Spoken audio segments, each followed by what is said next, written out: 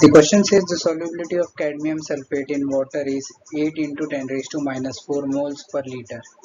Its solubility in 0.01 molar H2SO4 solution is. So this is the dissipation reaction for the cadmium sulfate. That is, cadmium sulfate in equilibrium gives cadmium plus 2 aqueous plus sulfate 2 negative aqueous. Now the solubility for each of these aqueous solutions is S and S.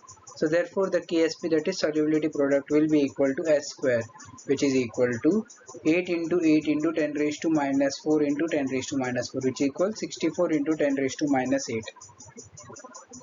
So when we put H2SO4, we get cadmium sulfate's reaction to be something like this, that is cadmium plus 2 and SO4 2 negative. Now since it is given to us as it is 0.01 molar, so therefore we have cadmium plus 2 as the one in earlier, that is S, and then we have solubility of sulfate 2 negative, that is S from earlier, plus this 0.01 molar sulfate, which is equal to 10 raised to minus 2.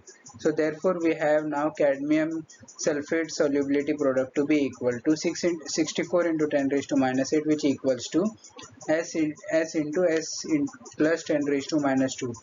So therefore we have 64 into 10 raised to minus 8 to be approximately equal to solubility into 10 raised to minus 2. Therefore we have solubility to be equal to 64 into 10 raised to minus 6.